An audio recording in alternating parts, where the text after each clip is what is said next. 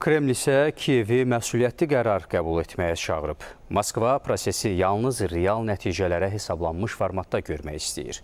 Bağlanaq Rusiyaya. Xüsusi müxbirimiz Zakir Musayev mövzunu şərh eləyəcək. Zakir, salam. Sülh planı xəbərinə Kremlin reaksiyası necədir? Sizdən öyrənək.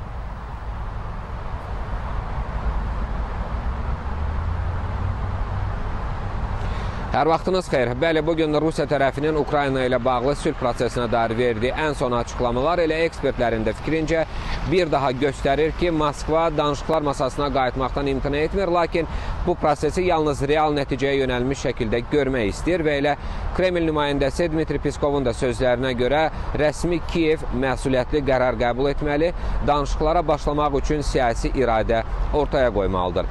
Peskov xüsusilə qeyd edir ki, Rusiya danışıqların xatirinə danışıqlara qayıtmaq niyyətində deyil, çünki Moskva üçün əsas məsələ prosesin real və davamlı sülhlə nəticələnməsidir.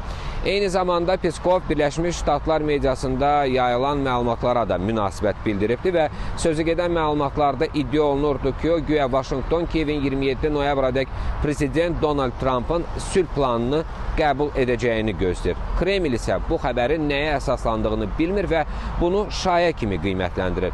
Elə bu mövzuya Rusiyanın Xarici İşlər Nazirliyindən də münasibət var və rəsmi nümayəndə Mariya Zakharova açıq şəkildə bildirib ki, Moskva Vaşinqtondan Ukrayna nizamlanması ilə bağlı heç bir rəsmi plan almayıbdır və onun sözlərinə görə mətbuatda yayılan müxtəlif sayda bəndlərdən ibarət planlar yalnız mediada dolaşan sızmalardır və rəsmi diplomatik kanallar vasitəsilə Rusiyaya heç nə təqdim olunmayıbdır.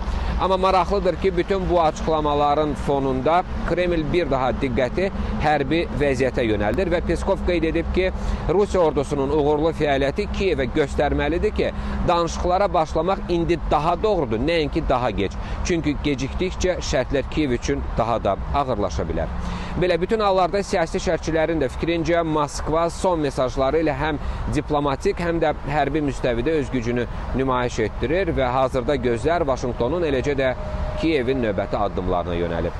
Belə Rusiya bürosundan bu saatlıq çatdırmaq istədiklərim bunlar idi. Söz yenidən sizdədir.